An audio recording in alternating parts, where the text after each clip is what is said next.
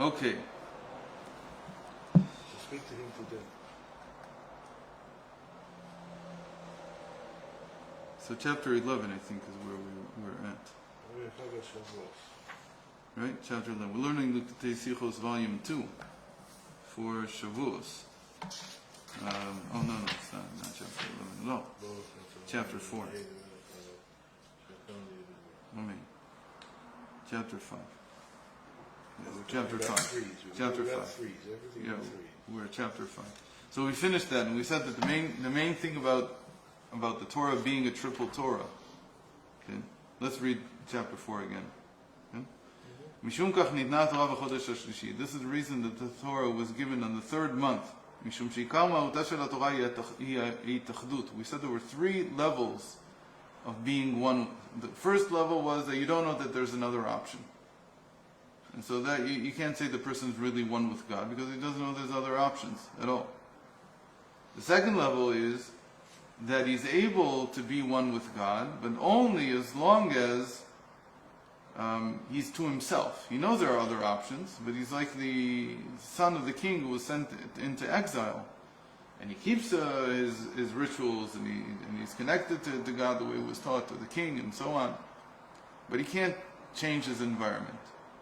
But the third level, which is a true sense of being one with God, is when even the environment around you see as something that is meant to be one with God also. So he said that's why the third month is when the Torah was given. כשאדם מקיים מצווה מסוימת, הרי הוא אומנם מסלק את מציאותו לשם המצווה, אך אינו מתאחד איתה. ואילו על ידי התורה מתאחד שכל האדם עם חוכמתו ורצונו של הקדוש ברוך הוא. So normally, if I would be like the patriarchs, who didn't have the commandments, so when they perform a mitzvah, they did all the mitzvahs, but for them the mitzvahs were just the level of nullifying their very being in order to do what God says. But they weren't able to change to impact reality. But Moshe Rabbeinu is different. When he brings the Torah down, that provides us now with the ability to not just do what God said, but by doing what God said, to change reality. So how do we change reality? So the cow's skin now becomes tefillin. Okay, but the patriarchs didn't have this ability. Their tefillin were like a piece of wood that you throw out when you're finished. They couldn't change the very matter of the universe. So that's what Matan Torah. That's what the giving of the Torah does. It gives us a third option of connecting with God, which means that I can connect and I can affect reality. I can change reality through my connection. I can change my environment. So what does the Torah do? It's an intermediate between the mind and God's will. What is he saying? He's saying that when the patriarchs learned Torah, it did not change the mind either. It's a very important thing. They did the will of God, but they didn't have a different mindset. They couldn't change this in the same way that I changed the tefillin changes what the cow's skin was. The parchment changes what that was. Until now it was just a piece of skin from the cow. Now it's become a holy part of a mitzvah. The same thing is true about my mind. If I would learn Torah the way that the patriarchs did, then my mind wouldn't change. I would just be learning something. But it couldn't change the mind itself. When I learned Torah the way that Moshe Rabbeinu gave it, after it was given at Mount Sinai, then it actually changes the brain. It changes the way I think, the way it creates a change in the world. So what's the Torah's role? The Torah's role is to be an intermediate between God's will and physical reality. That's what the Torah does. So the unification, the level of unification reached by Torah is what we call the third level. Then my mind will become the mind of God. That my understanding will become like His. My actual brain will be thinking the way that God's mind is thinking. kivyachol, as it were. Nemtziut shlishit kul echad, and then they become a third reality together. What was that like? That it says, Al ken yazov ish et aviv et imo, vayu lebasar echad. Therefore, it says, a man will leave his father and his mother, and he will become one with his flesh, with his wife into one flesh. What does it mean they become one flesh? So it says Rashi. Rashi says, what does it mean one flesh? They have a child. The child is the example of what happens when these two things unify. So the child is the third. He's not the father, he's not the mother, he's the third thing. But he's the combination of the two together. And that's why Moshe received the Torah at Sinai, even though mitzvos were given also in Mara.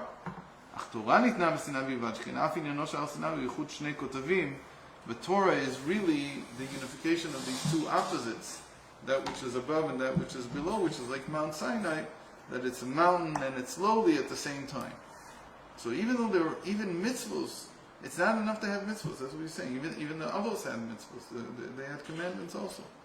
But they did it of their own accord. Until the Torah was given, the mitzvah could not change reality. Okay, so that's the end of the first Sicha for Shavuot. The next one says like this: Muzbar v'Zohar. It's explained in the Zohar, chapter 5. Shechag Shavuot na'aleh mikol hachagim.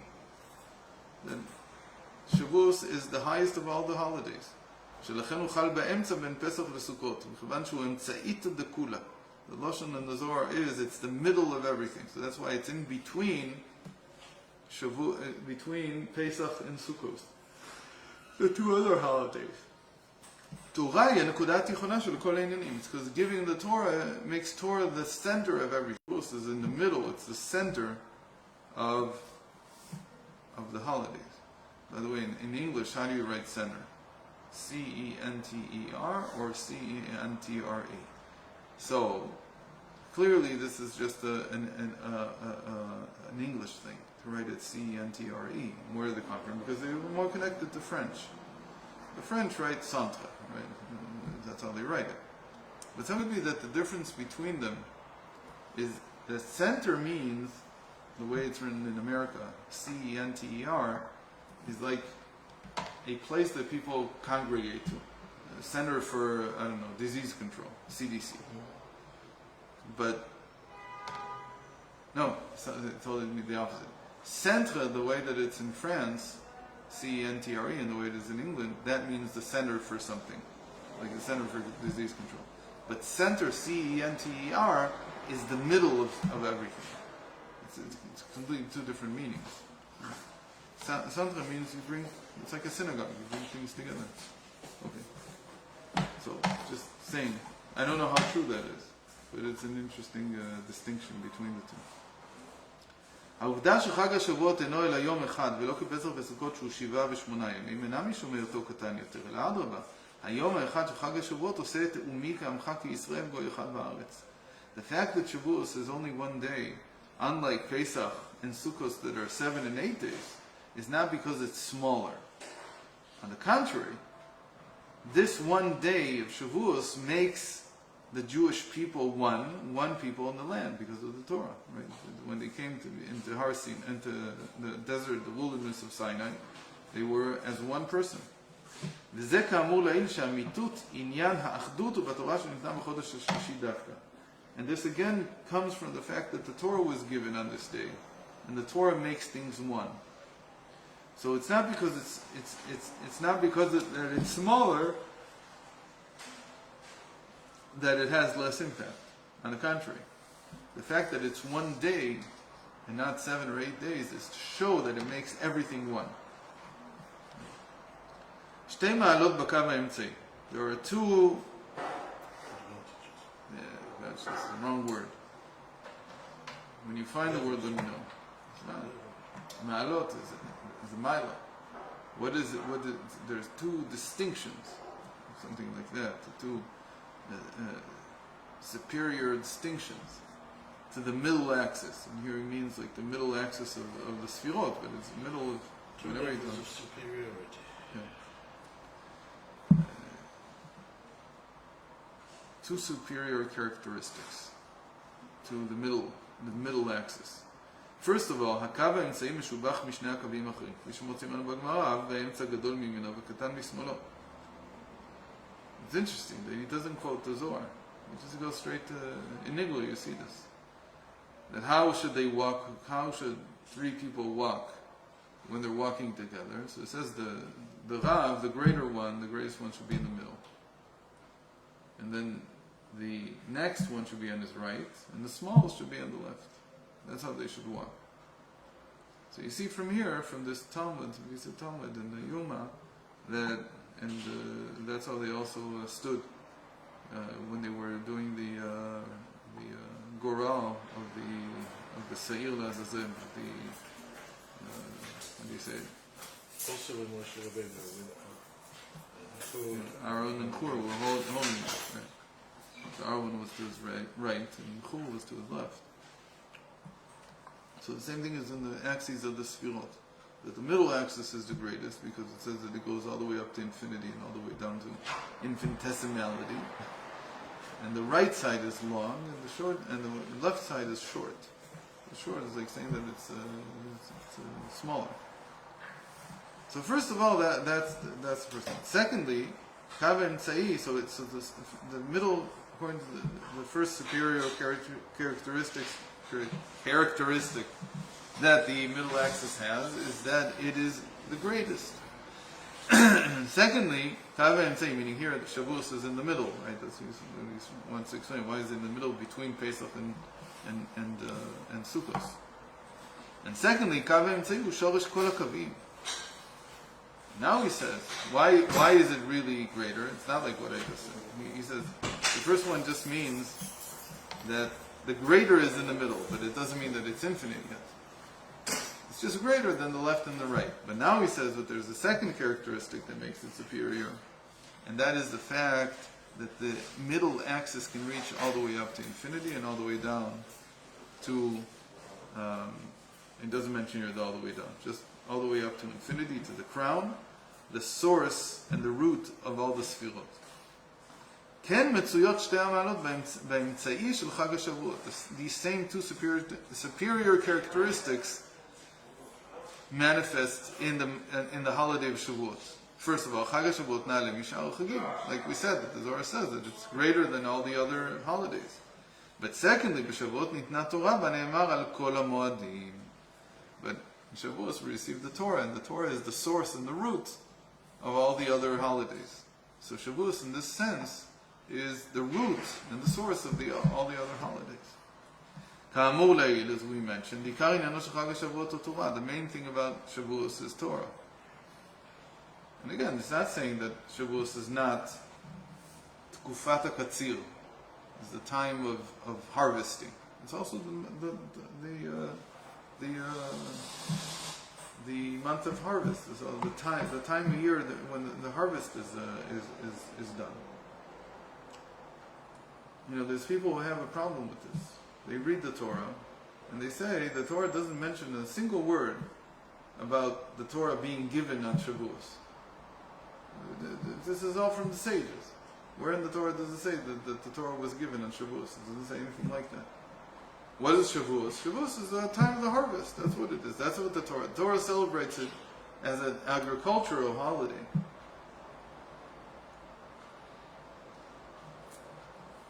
So they have a problem with this.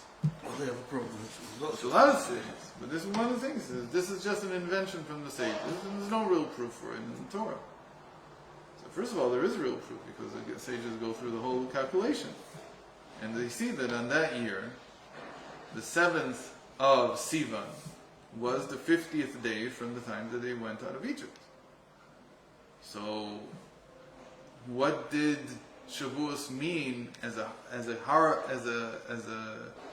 celebration of harvest when they were in the wilderness and they didn't have land?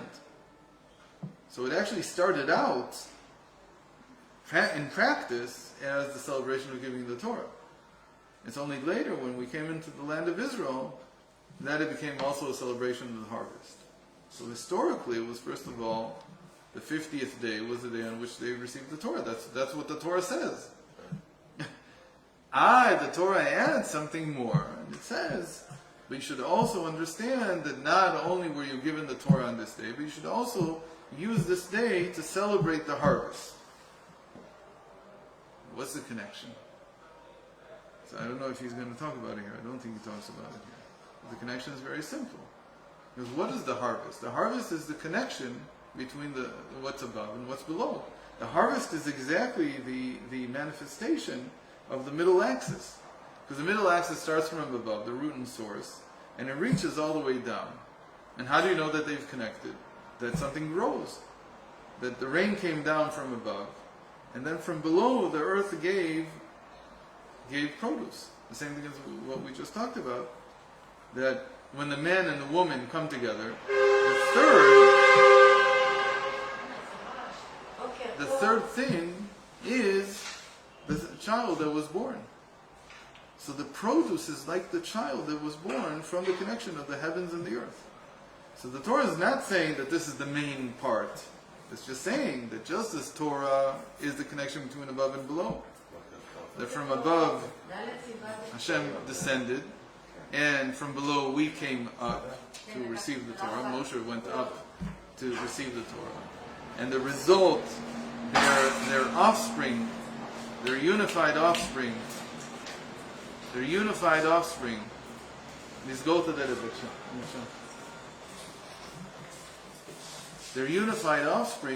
like the harvest. That's the connection. That's a simple connection. So really, there's no question that the Shavuot was first of all the 50th day from when they came out of Egypt was the day on which they received the Torah, because we know the cheshbon, we know how to count it. Okay. So just to get that in place. So that's the same idea that the above, what's above and what's below, they connect. And that's the middle axis. That's why Shavuot is the middle axis. כאמור לעיל, עיקר עניינו של חג השבועות הוא התורה. אף מעלת לימוד התורה על קיום המצוות היא בשתי עניינים האמורים. And same thing holds by learning Torah as above, just performing the commandments. There is a superior characteristic to Torah that is above the commandments. First of all, מצוות תלמוד תורה גדולה מכל המצוות, כמאמר זהב לתלמוד תורה כנגד כולם. So we know that it's the greatest mitzvah because the sages say that Talmud Torah, learning Torah, is equal to all the other mitzvahs. But secondly, Talmud Torah was shorosh. But obviously, learning Torah is also the source and the root of all the other mitzvot. Without them, without learning Torah, there could be none of the mitzvot could exist. As the sages say, greater is Talmud, or great is Talmud, that it brings to action.